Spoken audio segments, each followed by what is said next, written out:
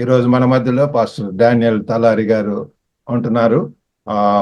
మరి వారు originally from Gudur, Nellore district లో ఉన్నటువంటి, తర్వాత మరి వారు కెంట్ లో, క్యాంటర్బరీ ఆ ప్రాంతంలో ఉంటూ మరి దేవుని యొక్క పనిలో కూడా ఉంటున్నారు. మరి జాయింట్ సెక్రటరీగా గ్రేస్ ఇవాంజలికల్ టీమ్ లో ఉంటున్నారు. మరి is also director at civil services. మరి is blessed with wonderful family with 2 lovely daughters also. Now I give this time. I thank Brother Ravi Garu for arranging Pastor Daniel Talari Garu to share God's word in our Global Telugu Fellowship. Now I give this time to Pastor Daniel Talari Garu to share God's word. Praise the Lord. Praise the lord. Praise the Lord.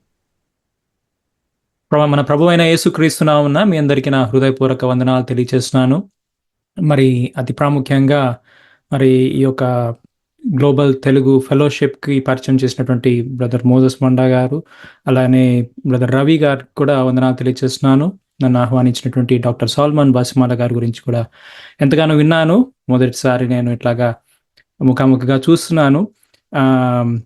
దేవుని పరిచర్య భారం కలిగి మరి తెలుగు వారి మధ్య ఎంతగానో ప్రయాసపడుతూ అందరినీ కలిపి దేవుని నామం మహిమపరచబడాలని ఎంతో భారము కలిగి ప్రతి శనివారము ఈ రీతిగా అనేక ప్రాంతాల నుంచి దైవ సేవకులను ఆహ్వానించి, అలాగనే దేవుని పిల్లలను బలపరచడానికి పాటల ద్వారా అయితేమి, సాక్ష్యాల ద్వారా అయితేమి లాగు చేసినటువంటి సేవను బట్టి దేవుని స్తుతిస్తూ ఉన్నాను.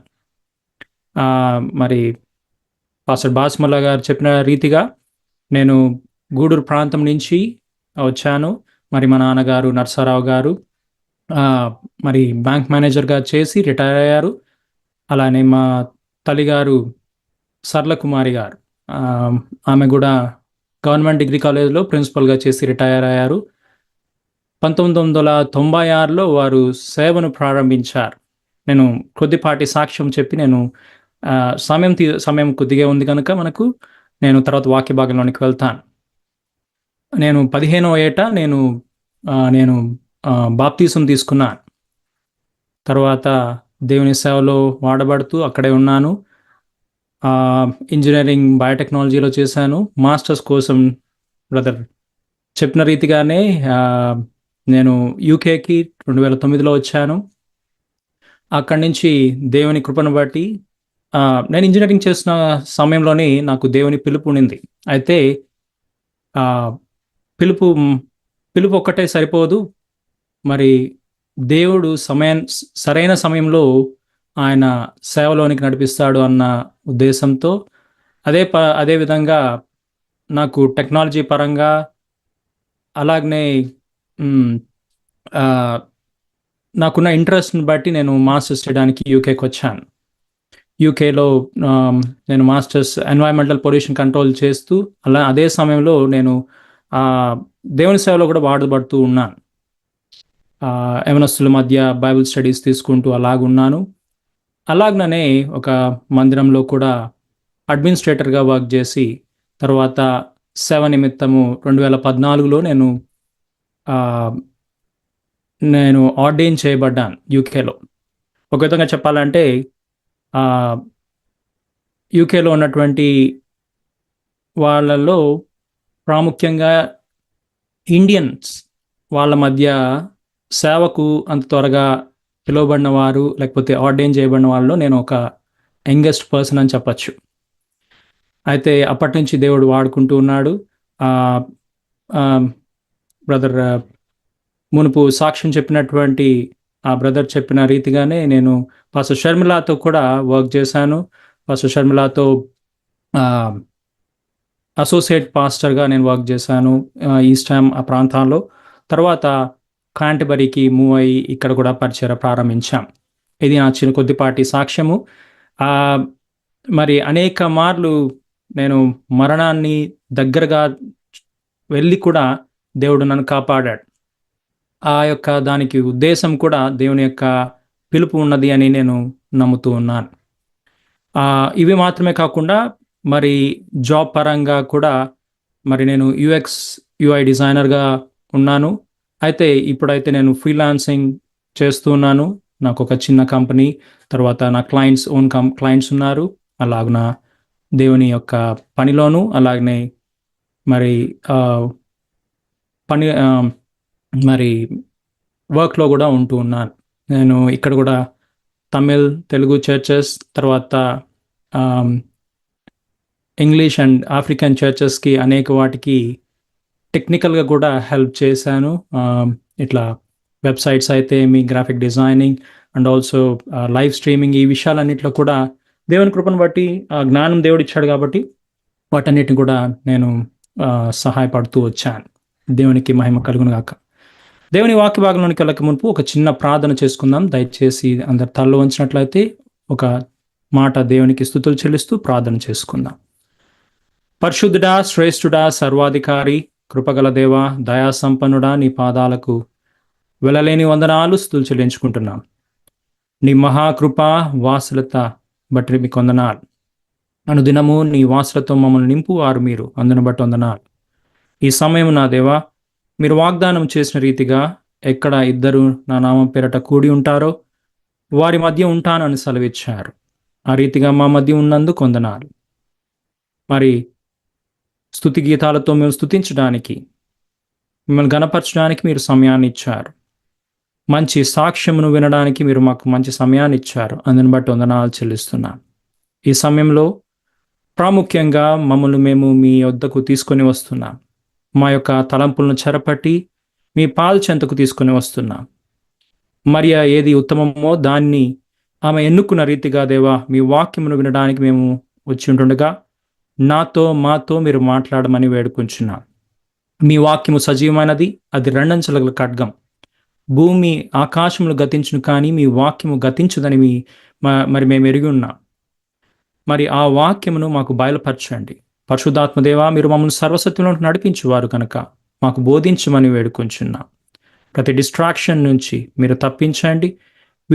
విను మాకు దేవా ఆ వాక్యమును బట్టి నడుచుకున్నట్లు మాకు సహాయము చేయమని వేడుకొంచు. నన్ను నేను తగ్గించుకుంటూ మిమ్మల్ని హెచ్చిస్తూ మీ నామమునకే సర్వమైనటువంటి ఘనత, మహిమా, ప్రభావాలు ఆరోపించుకుంటూ నజరేయుడైనటువంటి యేసు క్రీస్తు నామమున అడిగి వేడుకుంటున్నాను పరమ తండ్రి. ఆమెన్. ప్రియమైన వాళ్ళారా, ఈ దినము దేవుని వాక్య ధ్యానమునకై 2 కొరింథీయులకు రాసిన పత్రిక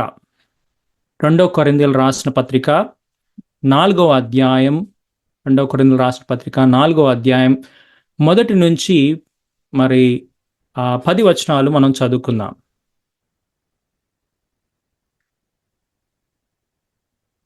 రెండో కొరింథీయులకు రాసిన పత్రిక 4వ అధ్యాయం మొదటి నుంచి 10 వచనాలు మనం చదువుకుందాం. కాబట్టి ఈ పరిచర్య పొందినందున కరుణింపబడిన వారమై అధైర్యపడము. అయితే కుయుక్తిగా నడుచుకొనకయు, దేవుని వాక్యంను వంచనగా బోధింపకయు, సత్యంను ప్రత్యక్షపరచడం వలన ప్రతి మనిషిని మనస్సాక్షి ఎదుట మమ్మును మేమే దేవుని సముఖమందు మెప్పించుకొనుచు అవమానకరమైన రహస్య కార్యములను విసర్జించి ఉన్నాం. మా సువార్త మరుగు చేయబడిన ఎడల నశించుచున్న వారి విషయంలోనే మరుగు చేయబడి ఉన్నది. దేవుని స్వరూపి అయిన క్రీస్తు మహిమను కనుపర్చు సువార్త ప్రకాశము వారికి ప్రకాశింపకుండా నిమిత్తము ఈ యుగ సంబంధమైన దేవత అవిశ్వాసులైన వారి మనోనేత్రములు గుడితనము కలుగు చేశాను. అంధకారంలో నుండి వెలుగు ప్రకాశించునుగాక అని పలికిన దేవుడే తన మహిమను గూర్చిన జ్ఞానము యేసుక్రీస్తునందు వెల్లడిపరచుటకు మా హృదయంలో ప్రకాశించెను. గనుక మేము మమ్మును గూర్చి ప్రకటించుకున్నట్లేదు, కానీ క్రీస్తు యేసును గూర్చి, ఆయన ప్రభువనియు మమ్మును గూర్చి యేసు నిమిత్తం మేము మీ పరిచారకులముననియు ప్రకటించుచున్నాము.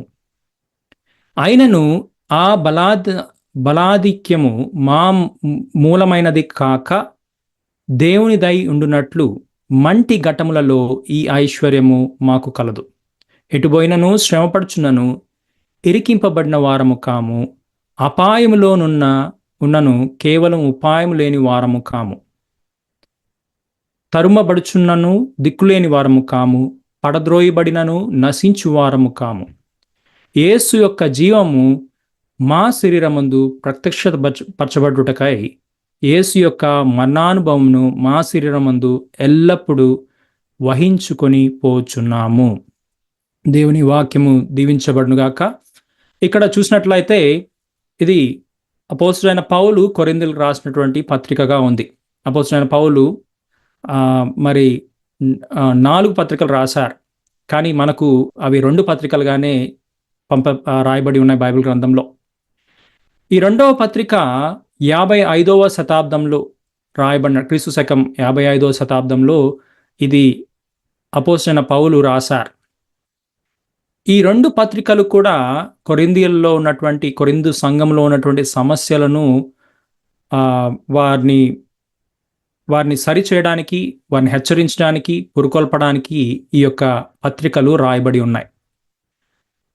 అయితే అపోస్తలుడైన పౌలు ప్రాముఖ్యంగా ఈ యొక్క 3-4 అధ్యాయాల్లో ఎక్కువ సమయము, ఈ అధ్యాయాలన్నీ కూడా దేవుని పిలుపును గూర్చి, సువార్తను గురించి, దేవుని యొక్క మహిమను గురించి వివరించడానికి ఈ యొక్క అధ్యాయాలను ఉపయోగించుకున్నారు. ఈ రెండవ పత్రికలో 3-4 అధ్యాయాలు. ఎందుకు అంటే వారు అక్కడ కొరింథు సంఘంలో కొంతమంది అబద్ధ ప్రవక్తలు, అబద్ధ బోధకులు తయారయ్యారు. వారు ఎలాగూ తయారయ్యారంటే అపోస్తలుడైన పౌలు యొక్క అపోస్తలత్వాన్నే ప్రశ్నించే రీతిగా తయారయ్యారు. నువ్వు మాకు అవసరం లేదు అన్న రీతిగా బోధించడానికి, ఎదిరించడానికి వారు ప్రయత్నం చేశారు. అంటే నీ యొక్క అధికారపూర్వకమైనటువంటి అపోస్తలత్వము మాకు అవసరం లేదు, అసలు నువ్వు అపోస్తలువేనా అన్న రీతిగా ప్రశ్నించడం ప్రారంభించారు. అంటే నేను ఉపోద్ఘాతంగా చెప్తున్నాను. అయితే ఇవి అపోస్తలుడైన పౌలు వాటికి జవాబు చెప్తూ అదే సమయంలో వారితో మాట్లాడుతున్న విషయం ఏంటంటే, మాకు ఒక పరిచర్య ఇవ్వబడింది. ఆ పరిచర్య చాలా గొప్ప పరిచర్య. అందుకనే మొదటి వచనంలో అంటున్నాడు, కాబట్టి ఈ పరిచర్య పొందినందున కరుణింపబడిన వారమై అధైర్యపడము అంటున్నాడు. ఏ పరిచర్య అంటే 3వ అధ్యాయంలోనికి వెళ్తే మనకు అర్థమవుతుంది. 3వ అధ్యాయంలో ఈ యొక్క పరిచర్యను గురించి మాట్లాడుతూ ఏమంటున్నాడంటే అపోస్తలుడైన పౌలు 3వ అధ్యాయం 8వ వచనంలో అయితే అంటున్నాడు, ఆత్మ సంబంధమైన పరిచర్య అంటున్నాడు. 9వ వచనానికి వచ్చేటప్పటికి నీతి కారణమైనటువంటి పరిచర్య అంటున్నాడు. 10వ వచనంకి వచ్చినట్లయితే అత్యధికమైనటువంటి మహిమ కలిగినటువంటి పరిచర్య అంటున్నాడు. మరలా మనము ఇంకా ఆ యొక్క అధ్యాయాన్ని మనము చదువుకుంటా పోయినట్లయితే, మాకు ఇవ్వబడిన పరిచర్య, మీరు రక్షింపబడిన పరిచర్య, ఇలాగున ఈ యొక్క పత్రికలంతా కూడా ఆయన వివరించినట్టు, అంటే దేని గురించి మాట్లాడుతున్నాడంటే సువార్త పరిచర్యను గురించి మాట్లాడుతున్నాడు. మరి రక్షింపబడినటువంటి మనమందరము కూడా సువార్త వలన రక్షింపబడ్డాం. సిలువను గూర్చినటువంటి వార్త వలన మనము రక్షింపబడ్డాం. అదే విషయాన్ని చెప్తున్నాడు. అయితే అది మాట్లాడుతూ ఏమంటున్నాడంటే 7వ వచనానికి వచ్చేటప్పటికే, మేము చేసేదంతా ఏదైనా సరే మా సొంతది కాదు, ఆ బలాధిక్యము మా మూలమైనది కాక దేవుని దయ ఉండునట్లు మంటి ఘటములలో ఈ ఐశ్వర్యము మాకు కలదు అంటున్నాడు. అంటే చేసేటువంటి పరిచర్య, ఆ పరిచర్య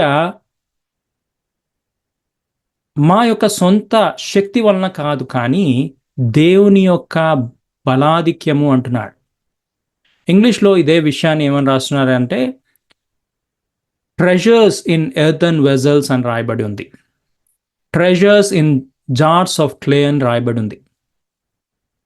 అంటే మహదైశ్వర్యము అని, దేవుని యొక్క మహదైశ్వర్యము మంటి ఘటాల్లో ఉంచబడింది అని, మంటి కుండల్లో ఉంచబడింది అని. మరి ఈ దిన మన ధ్యానము కూడా ఆ యొక్క మంటి ఘటాలను గురించి మనము మాట్లాడుతున్నాం. 1947లో ఒక అదృశ్యం, 1947లో ఒక గొప్ప డిస్కవరీ చేశారు. అదేంటి అంటే ఆర్కియాలజీలోనే ఒక గొప్ప డిస్కవరీ అది. దాని పేరు dead scrolls discovery, dead sea scrolls discovery. అంటే మృత సముద్రం యొక్క ప్రతుల ప్రతులను కనుగొనడం. అది ఎలా జరిగిందంటే యోర్దాను నది దగ్గర ఉన్నటువంటి ఒక కొండ గుహలలో, ఆ గుహల్లో సేద తీర్చుకోవడానికి అటువైపుగా వెళ్తున్నటువంటి కొంతమంది షెపర్డ్స్ అంటే గొల్లలు, వాళ్ళలో ఒక చిన్న పిల్లవాడు తన యొక్క మందను తీసుకుని అటు వెళ్ళినప్పుడు మరి ఎండ వేడిమి నుంచి తప్పించుకోవడానికి గుహల దగ్గర నిలబడి చూస్తూ ఉండి, ఒకసారి పిల్లలు ఎలాగైతే రాళ్ళు విసిరేస్తారో అట్లా రాళ్ళు విసిరేసినప్పుడు ఒక విచిత్రమైన సౌండ్ వినిపించింది. ఆ యొక్క సౌండ్ ఏంటా అని చూస్తే లోపల మట్టి కుండలు ఉన్నాయి. ఆ మట్టి కుండలు పగిలి సౌండ్ వచ్చినప్పుడు లోపలికి వెళ్దామంటే అప్పటికే చీకటి కమ్ముకుంటుంది కాబట్టి సాయంత్రము ఉదయాన్నే మరలా వెలుతురు వచ్చిన వెంటనే వచ్చి చూస్తే వాళ్ళు అనుకున్నారు, రాత్రంతా ఆలోచన చేశారు, ఓ మనకు మంచి ధన నిధి దొరుకుతుంది అక్కడికి అని. అయితే అక్కడికి వెళ్ళి చూసినప్పుడు వాళ్ళు కనుగొన్నది ఏంటి అంటే అక్కడ మంటి కుండలలో ప్రతులు దొరికాయి, అంటే లెటర్స్ దొరికాయి. అవి లెదర్ మీద రాయబడినవి, తర్వాత చెక్క మీద రాయబడినవి, రాళ్ల మీద రాయబడినవి, ఇవన్నీ కూడా కుండల్లో పెట్టబడి అక్కడ ఉన్నాయి. గ్రీకు, లాటిన్, హీబ్రూల్లో రాయబడినటువంటి ప్రతులుగా చూస్తారు. వాటిని తీసుకొని వచ్చి వారు వేరే ఒక మరి అప్పుడున్నటువంటి వేరొక ప్రయాణికులకు అమ్మివేశారు. $250 అమ్మివేశారు. అప్పట్లో $250 అంటే చాలా ఎక్కువ. అయితే దాని తర్వాత వాటిని మరలా ఒక యూదుడు కొనుక్కొని వాటిని అమెరికాలో వాటిని మ్యూజియంలో పెట్టబడింది. దాని యొక్క వెల ఆ అమెరికన్ యూదుడు కొనుక్కున్నప్పుడు $250,000 కొనుక్కున్నాడు. అంటే 10 అంతల ఎక్కువకి కొనుక్కున్నాడు. ఈ విషయాన్ని ఎందుకు చెప్తున్నానంటే ఆ ప్రతులు ఏంటి అంటే దాని యొక్క విశిష్టత ఏంటి అంటే ఆ ప్రతులు 1వ శతాబ్దానికి చెందినటువంటి ప్రతులుగా ఉన్నాయి. అవి పాత నిబంధనలో ఉన్నటువంటి 39 పుస్తకాలు కూడా అందులో ఉన్నాయి. అవన్నీ కూడా మట్టి కుండలలో పెట్టి దాచబడ్డాయి. ఈ యొక్క ప్రతులను ఎవరు తెలుసుకోలేకపోయారు. కానీ ఒక చిన్న పిల్లవాడు రాయి కొట్టినప్పుడు వాటిని పగిలి ఆ రాయిని వల్ల ఆ మట్టి కుండల నుంచి తీసుకొని వాటిని తీసుకున్నాడు. వాటి ఖరీదు ఎంతో గొప్పది. ఆ అబ్బాయికి కూడా తెలియదు దాని యొక్క వెల. అయితే ఇక్కడ మనం చూసినట్లయితే ఇక్కడ చెప్పబడుతున్నటువంటి మట్టి కుండలు గురించి మాట్లాడుతున్నాడు మరి పౌలు. ఏమంటున్నాడంటే మనము ఇక్కడ మాట్లాడుతూ బలాధిక్యము మా మూలమైనది కాక దేవుని దయుండునట్లు మంటి ఘటములలో ఈ ఐశ్వర్యము మాకు కలదు అంటున్నాడు. దేవుని సువార్త చాలా శక్తివంతమైనది, చాలా ప్రభావవంతమైనది. ఆ యొక్క శక్తివంతమైనటువంటి సువార్త, రక్షణప్రదమైనటువంటి సువార్త అది మనలో దాచబడి ఉన్నది. మనం రక్షింపబడింది దాని ద్వారానే. ఇతరులకు రక్షణ చేయగలిగినది అది మాత్రమే. అయితే అవి ఎక్కడ దాచబడి ఉన్నాయంటే మంటి ఘటాలలో దాచబడి ఉన్నాయి. అయితే ఇక్కడ మనం చూసినట్లయితే ఈ మంటి ఘటాలు అన్నది ఎవరు అంటే మనమే అయ్యున్నాం. ఆదికాండము 2వ అధ్యాయం 7వ వచనం ప్రకారము దేవుడైన యెహోవా నేల మంటితో నరుని నిర్మించి వాని నాసికారంధ్రంలో జీవవాయువును ఊదగా నరుడు జీవాత్మయాను. నేల మంటితో చేయబడిన వారం. అందుకనే కీర్తనకారుడు కూడా అంటాడు 103:14 అంటాడు, మనము నిర్మింపబడిన రీతి ఆయనకు తెలిసైనది, మనము మంటి వారమని ఆయన జ్ఞాపకం చేసుకొనుచున్నాడు అంటున్నాడు. అలాగనే యెషయా ప్రవక్త అంటున్నాడు 64వ అధ్యాయం 8వ వచనంలో, నీవే మాకు తండ్రివి, మేము జిగటమన్ను, నీవు మాకు కుమ్మరి వాడవు, మేమందరము నీ చేతి పని అయి ఉన్నాము అని. ఇలాగన చూసుకుంటే మనము మంటి వారం. మంటి కుండలు ఎంత గట్టిగా ఉంటాయి, ఒకసారి కింద పడితే పగిలిపోతాయి. కానీ ఒకవేళ మనం ఒక రెస్టారెంట్కి వెళ్ళాం అనుకోండి, ఒక రెస్టారెంట్కి వెళ్ళినప్పుడు ఒక ఏదైనా మంచి భోజనం తిన్నాము. ఆ భోజనం తిన్నప్పుడు మన ఆ యొక్క రెస్టారెంట్లో వాళ్ళతో అంటాము, నువ్వు ఈ యొక్క పాత్రలోనే తీసుకొచ్చావు కాబట్టి ఇంత రుచికరంగా ఉంది అంటామా? ఈ మంచి పాత్రలు తీసుకొచ్చావు కాబట్టి రుచికరంగా ఉంది అంటామా? లేదా ఈ యొక్క భోజనం చాలా రుచికరంగా ఉంది అంటామా? మామూలుగా పాత్రను బట్టి కాదు, కానీ పాత్రలో ఉన్నదాన్ని బట్టి మనము ఆలోచన చేయవలసిన వారమై ఉంటున్నాం. అంటే మనము మంటి కటాలమే, మనం బలహీనులమే, మనము మన మన యొక్క మనము నీటి బుడగ వంటి వారము. చాలా మన పరిస్థితి చూసినట్లయితే చాలా తక్కువ వారం మనం. అయితే మనలో దాచబడినటువంటి గొప్పతనం ఏంటంటే దేవుని యొక్క సత్య సువార్త, దేవుని యొక్క మహిమ, దేవుని యొక్క నీతికి కారణమగు సువార్త మనలో దాచబడి ఉంది. మనము పగిలిపోయే వారం, సొట్టలు పడిపోతాయి, అన్నీ కూడా చాలా చాలా ఫ్రెజైల్. మనం చాలా ఫ్రెజైల్గా ఉంటాము. ఎంతో అవకాశం ఉంది మనం పగిలిపోవడానికి. కానీ దేవుని యొక్క కృపను బట్టి మనము పొంది ఉన్నాం ఆ యొక్క మహిమను. అయితే ఇక్కడ చూసినట్లయితే ఎందుకు దేవుడు బలహీనులను ఎన్నుకుంటాడు, ఎందుకు బలహీనులను ఆయన వాడుకుంటాడు, ఆయన బలహీనులను ఎందుకు లేవనెత్తుతాడు అంటే, అక్కడ అందుకనే 1 కొరింథీయుల రాసిన పత్రిక 1వ అధ్యాయం 27 నుంచి 29 వచనాలు మనం చూసినట్లయితే, 1 కొరింథీ 27, 29 వరకు చూసినట్లయితే, ఏ శరీరియు దేవుని ఎదుట అతిశయింపకుండునట్లు జ్ఞానులను సిగ్గుపరచుటకు లోకంలో నుండి వెర్రివారిని దేవుడు ఏర్పరచుకొని ఉన్నాడు. బలవంతులైన వారిని సిగ్గుపరచుటకు లోకంలో బలహీనులైన వారిని దేవుడు ఏర్పరచుకొని ఉన్నాడు. ఎన్నికైన వారిని వ్యర్థము చేయుటకు లోకంలో నీచులైన వారిని, తృణీకరింపబడిన వారిని, ఎన్నిక లేని వారిని దేవుడు ఏర్పరచుకొని ఉన్నాడు. ఎవరు కూడా అతిశయింపకుండా ఉండడాని కోసం. మన సొంత ఇది కాదు. అపోస్తలుడైన పౌలు అయినటువంటి వాడే 14 పత్రికలు రాశాడు. ఆయన అంటున్నాడు, పాపులలో నేను ప్రథముడను అంటున్నాడు.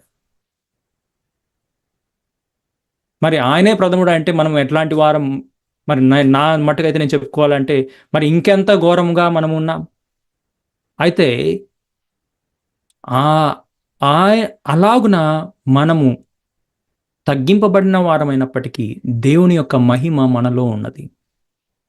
పాత్ర కాదు, కానీ ఆయన మనలో ఉండడం, దేవుని వాక్యము మనలో ఉండడం. ఈ యొక్క మహదైశ్వర్యం ఏంటి తెలుసా? ఈ మహదైశ్వర్యం కోసము లోకములో అందరూ వెంపర్లాడుతున్నాడు. ప్రాముఖ్యంగా 3 విషయాలై ఈ లోకంలో వెతుకులాట జరుగుతుంది. ఆ 3 ఏంటంటే 1 కొరింథీయుల రాసిన పత్రిక 13:13లో రాయబడి ఉంది. అది ఏంటి అంటే విశ్వాసము, నిరీక్షణ, ప్రేమ. ఈ 3 నిలుస్తాయి. ఎవరిలో నిలిచి ఉంటాయి? యేసుక్రీస్తును అంగీకరించినటువంటి మట్టి కుండలలో నిలిచి ఉంటాయి. లోకంలో వెతుకులాట జరిగేది కూడా ఈ 3 విషయాల్లోనే. విశ్వాసం, ఎవరు దేవుడు, ఎవరు నా సృష్టికర్త, నేను అసలు జన్మించడానికి గల కారణం ఏంటి, నేను ఎవరిని నమ్ముకోవాలి, డబ్బును నమ్ముకోవాలా, లేకపోతే నా యొక్క ఎంప్లాయర్ని నమ్ముకోవాలా, లేకపోతే నా తల్లిదండ్రులు నమ్ముకుంటే చాలా, ఎవరు దేవుడు? ఈ విశ్వాసం, దానికోసం వెతుకులాట. రెండవది, నాకు ఎక్కడ నిరీక్షణ కోసం వెతుకులాట జరుగుతుంది. అందుకనే అపవాది ఆ యొక్క పాయింట్ని తీసుకొని అందరికీ ఏం చెప్తున్నాడంటే, నీకు నువ్వే నమ్ముకో. అందుకని మనం ఉన్న జనరేషన్ ఎట్లాంటిది తెలుసా? Selfie generation. మనము అంతా you can do your self, you can be anything you want to be. ఇట్లాంటి సెల్ఫ్ మోటివేషన్ ఎక్కువైపోయింది. అన్నీ మనం సెల్ఫ్గా చూసుకోవాలి, సెల్ఫ్గా చేసుకోవాలన్నది. దేవుని వాక్యం ఏం చెప్తుంది?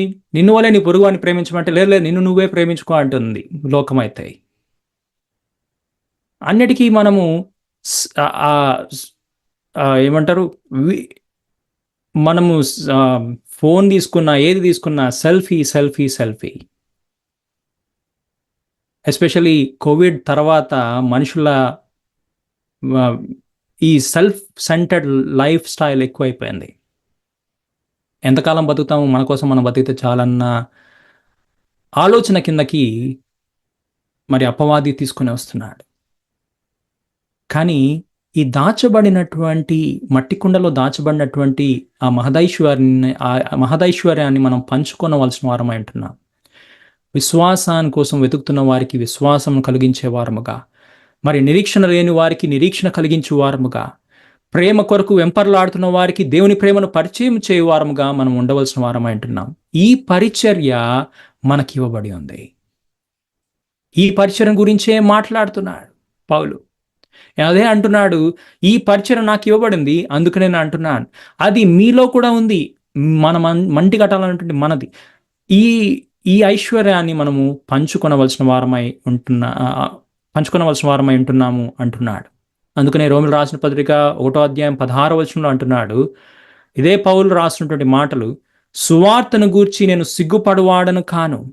ఏలనగా నమ్ము ప్రతివానికి, మొదట యూదునికి గ్రీసు దేశస్థునికి కూడా రక్షణ కలుగు చేయుటకై అది దేవుని శక్తి అయి ఉన్నది.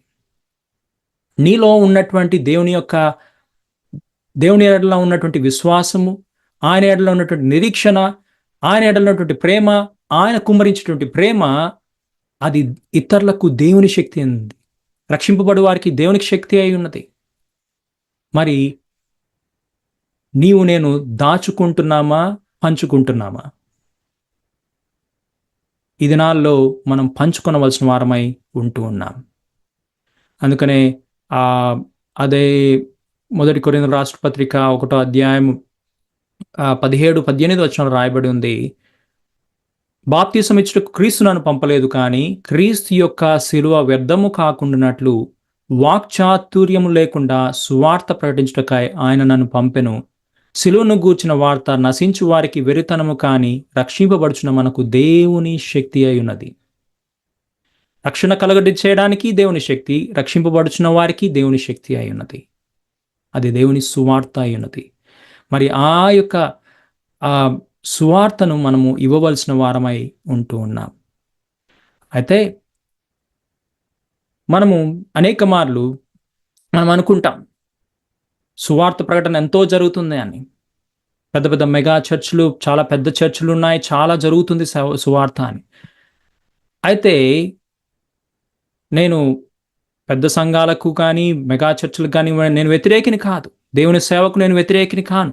అయితే మనం గమనించవలసినటువంటి విషయం ఏంటి అంటే, దాచబడినటువంటి మట్టి కుండలు కూడా ఉన్నాయి. మరుగు చేయబడినటువంటి మట్టి కుండలు ఉన్నాయి. మహదైశ్వర్యం కలిగినటువంటి, సత్య సువార్తను ప్రకటన చేయగలిగినటువంటి, శ్రేష్టమైనటువంటి ప్యూర్ గాస్పల్ చెప్పగలిగినటువంటి మరి మట్టి కుండలు ఉన్నాయి. సేవకులు ఉన్నారు. ఆ యొక్క మట్టి కుండలు కూడా బయటకి రావాల్సిన వారై ఉంటున్నారు. అయితే నేను ఒక ఉదాహరణ చెప్తాను. గిద్యోను మరి దేవుని సేవకుడైన గిద్యోను ఉన్నాడు మరి పాత నిబంధనలో. ఆయన ఉన్నటువంటి ఆ యొక్క సందర్భం మనం చూసినట్లయితే మరి జడ్జెస్ అంటే న్యాయాధిపతుల్లో ఉన్నటువంటి సంఘటన ఇది 6వ అధ్యాయంలో రాయబడింది. 6-7 అధ్యాయాల్లో. ఆ సమయంలో మిద్యానీయులు మరి ఇశ్రాయేలును బాధించడానికి, వారిని హింసించడానికి, లేకపోతే వారిపైన ధ్వజమెత్తి వస్తున్నప్పుడు మరి భయపడి మిద్యానీయులకు భయపడి గానుగు చాటును దాంకొని ఆయన ఉన్నాడు గిద్యోను. అయితే ఆ సమయంలో దేవదూత వచ్చి మాట్లాడాడు. దేవదూత మాట్లాడినప్పుడు ఆయనకు అర్థం కాలేదు. దేవదూత అనుకోలేదు ఆయన. దాని ముందు భాగంలో చూసినట్లయితే దేవదూత పరాక్రమశాలిగా వచ్చి వారికి కనిపించాడు. అయితే గిద్యోనికి మాత్రము ఒక వ్యక్తిగా వచ్చి మాట్లాడాడు. మరి గాను చాటును దాంకున్నటువంటి గిద్యోనుతో ఏమని మాట్లాడుతున్నాడంటే, న్యాయాధిపతులు 6:12 మనం చూసినట్లయితే, యెహోవా దూత అతనికి కనపడి, పరాక్రమం గల బలాఢ్యుడా, యెహోవా నీకు తోడై ఉండునని అతనితో అనగా అంటున్నాడు. ఆయన దాంకొని బిక్కుబిక్కుమంటుంటే దేవదూత ఏం మాట్లాడుతున్నాడు? పరాక్రమం కలిగిన బలాఢ్యుడా అంటున్నాడు. ఆ బలాధిక్యం ఎక్కడిదంటే ఆయనకున్నటువంటి విశ్వాసం. ఇశ్రాయేలీయులలో నమ్మకస్తుడిగా దేవుని పక్షముగా నిలబడడానికి ఉన్నటువంటి ధైర్యము గిద్యోనుకుంది. అయితే బాహ్యంగా ఆయన భయస్థుడు. మనకు కూడా దేవుడు ఎన్నో ఆలోచనలు ఇచ్చి ఉండొచ్చు దేవుని సేవ చేయడానికి. ఎన్నో టాలెంట్స్ ఇచ్చి ఉండొచ్చు. మరి దేవుని పరిచర్య విస్తరింప చేయడానికి. కానీ మనము దాచబడిన వారముగా ఉండవచ్చు. అయితే ఇది సమయమై ఉన్నది. మనం హెచ్చరింపబడుతున్నాం. మనం దేవుని సేవను మనలో మన శక్తి కాదు, కానీ దేవుని కృపను బట్టి దేవుని యొక్క బలాధిక్యాన్ని తలకు తెలియచేయడానికి మనము బయటికి రావాలని దేవుడు పిలుపునిస్తున్నాడు, గిద్యోన్ని పిలిచినట్టు. మరి మిద్యానులు అయితే 1,35,000 మంది ఉన్నారు. మరి దేవదూత వచ్చి చెప్తున్నాడు గిద్యోనికి, గిద్యోను నువ్వు ఒక్కడి లేచి వెళ్ళి పరిచర్య చేయి అంటే, పిలుపునివ్వు అంటే యుద్ధానికి. మొదట 10,000 మంది వచ్చారు. క్షమించండి, 32,000 మంది వచ్చారు ఫస్ట్. తర్వాత 10,000 మందికి తగ్గింపబడ్డారు. ఇంతమంది కూడా వద్దు, నాకు 300 మందే చాలన్నాడు దేవుడు. ఎందుకంటే వాళ్ళల్లో కూడా ఫిల్టరింగ్ జరిగింది. ఎందుకంటే ఒకవేళ వాళ్ళు గెలిస్తే మేము దాంట్లో ఆ పోరాటంలో మేము ఉన్నాం, మేమే గొప్పవాళ్ళమని చెప్పుకుంటారు. దేవునికి ఆయన మహిమను పంచుకోవడము ఇష్టం లేదు. ఆయన మహిమ ఆయనకి మనము చెల్లించవలసిన వారమై ఉంటున్నాం. అందుకని 300 మంది వారిని ఎన్నుకున్నప్పుడు అక్కడ వారు ఉపయోగించినటువంటిది బూరలు, దివిటీలు, ఇంకోటేంటి కుండలు. 3 ఉపయోగించారు అక్కడ కూడా. బూరలు, దివిటీలు, కుండలు ఉపయోగిస్తే ఆ 300 మంది 3 భాగాలుగా వెళ్ళి మరి మిద్యానీయులు 1,35,000 మందిని వాళ్ళు తరిమి కొట్టారు. వారిని భయపెట్టి తరిమి కొట్టారు. కారణం ఏంటి తెలుసా? ఒకేసారి బూరలు ఊదారు, దేవునికి మహిమ కలిగిన కానీ గట్టిగా కేకలు వేశారు. అదేవిధంగా కుండలన్నీ ఒకేసారి పగలగొట్టినప్పుడు ఆ శబ్దానికి మిద్యానీయులు భయపడి గొప్ప సైన్యం వస్తుందని పారిపోయారు. మరి నీలో నాలో ఉన్నటువంటి ఆ యొక్క మహదైశ్వర్యం కూడా అలాంటిది. మనము పిలువబడినటువంటి వారము కనుక దేవుని సేవకై మనము ప్రేరేపింపబడిన వారము, మనం వెళ్ళవలసిన వారమై ఉంటున్నాం. ఆయన పరిచర్యను కొనసాగించవలసిన వారమై ఉంటున్నాం. మరి దేవుని వాక్యం సెలవిస్తుంది, అనేక మంది పిలువబడ్రి. Let me bring that verse. Many were called, few were chosen అనే మాట రాయబడి ఉంది. మత్తయి సువార్త 22:14 చెప్పబడింది, అనేక మంది పిలువబడిరి కానీ కొద్ది మంది మాత్రమే ఎన్నుకొనబడిన వారు.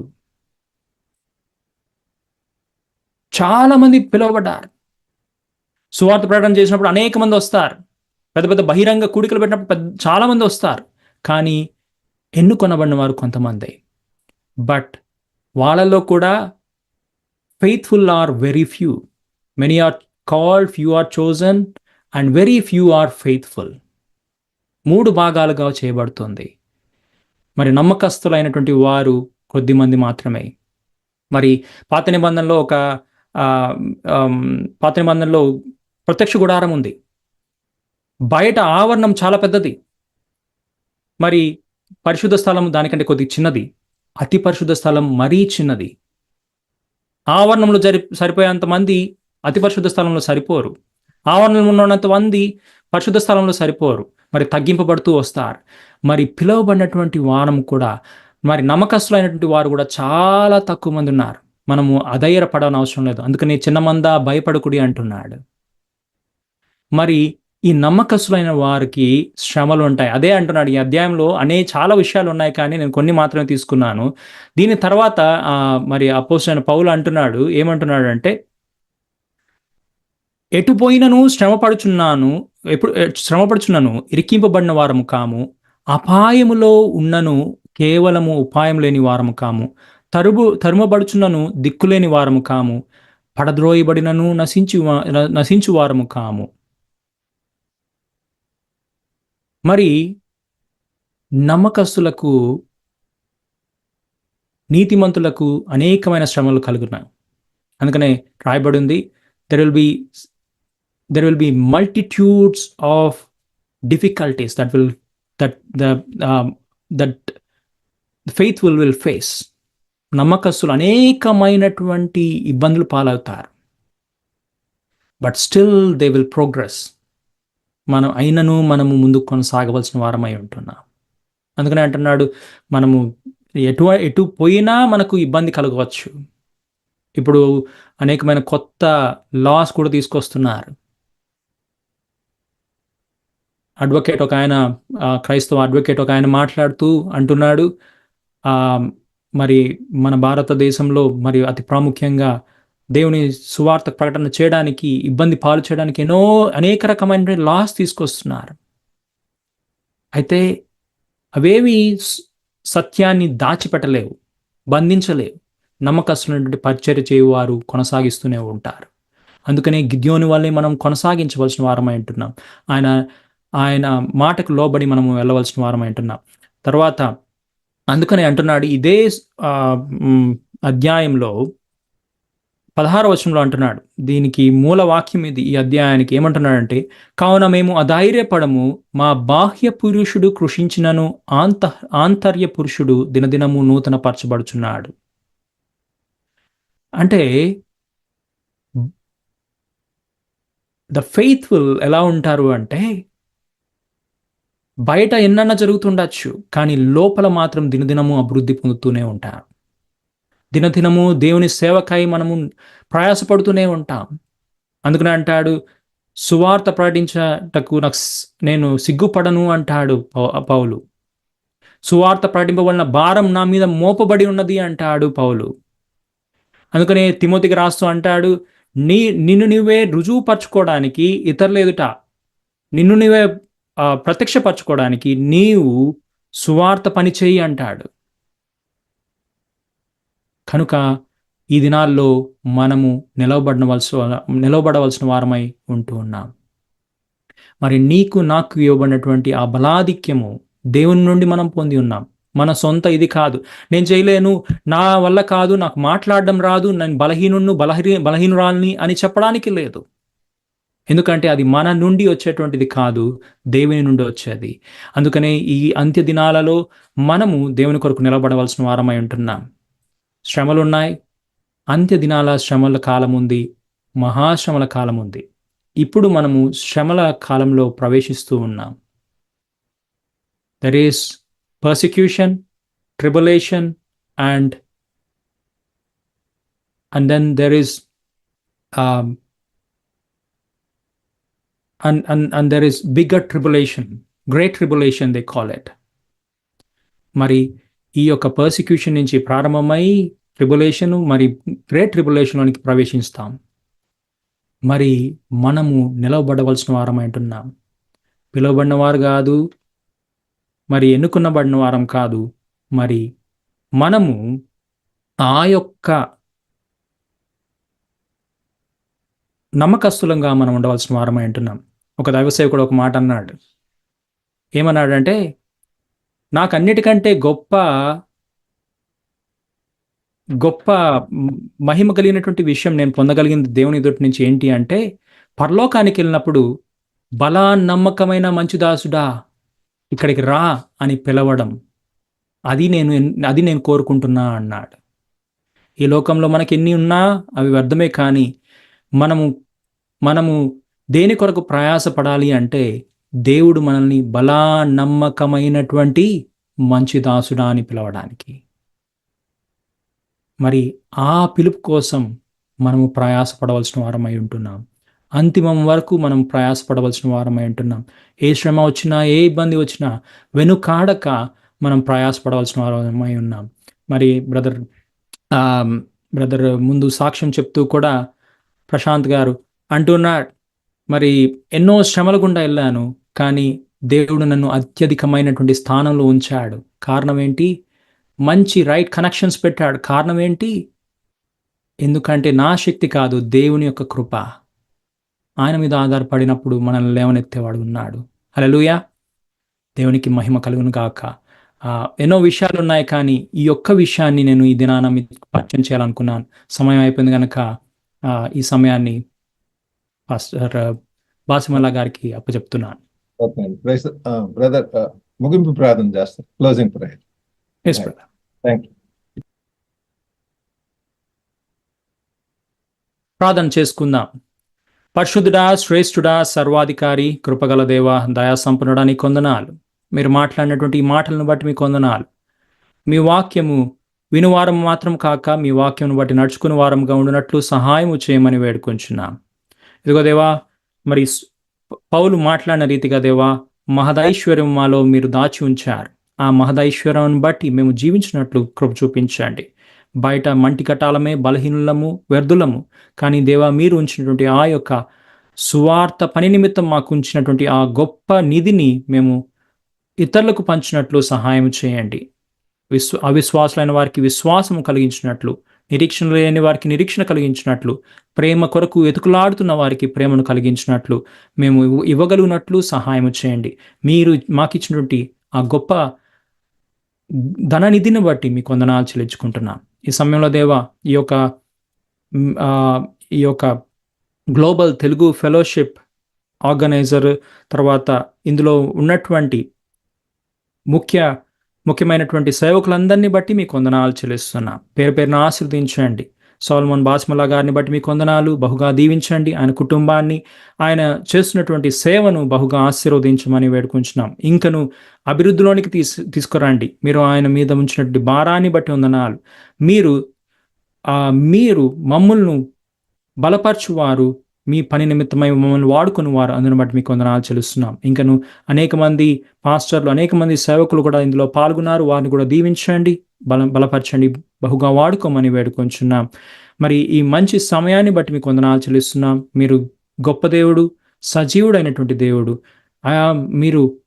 మీరు మాత్రమే మమ్మల్ని బలపరిచి మమ్మల్ని మీ మహిమ కొరకు వాడుకొనగలరు కనుక మిమ్మల్ని మా దయగల హస్తాలకు అప్పచెప్పుకుంటూ మరలా మేము కలిసి మిమ్మల్ని స్తుతించి గణపరిచే పర్యంతం మీరు మాతో ఉండమని వేడుకొంచు. మీకే సమస్తమైన ఘనత, మహిమా ప్రభావాలు అర్పించుకుంటూ నజరేయుడైనటువంటి యేసుక్రీస్తు నామమున స్తుతించి గణపరిచి అడిగి వేడుకుంటున్నాం పరమ తండ్రి. ఆమేన్. ఆమేన్. దేవునికి స్తోత్రములు.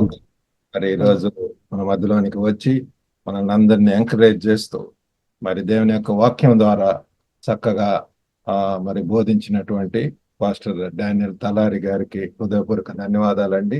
మరి మనం మంటి ఘటంలో మట్టి నుంచి వచ్చినటువంటి వారము, ఎంతో మరి ఇక లోకరీతిగా మనం ఏమి లేనటువంటి వారమే అయినా సరే దేవుడు మనల్ని ప్రేమించి మనకు రక్షణ అనుగ్రహించి మనము మరి ఒక నిరీక్షణను మనకు ఇచ్చి ఉంటున్నాడు. మరి ఇంకా ఆ చీకట్లోనే ఉన్నటువంటి వారు ఉంటున్నారు. మరి సువార్త, డిఫరెంట్ టైప్స్ ఆఫ్ మినిస్ట్రీస్ గురించి, ఆ గొప్ప పరిచర్యల గురించి చెప్పి ఉంటున్నారు. ఆ సువార్త చెప్పవలసినటువంటి భారం మరి రక్షణ పొందినటువంటి మన మీద ఉంటున్నది.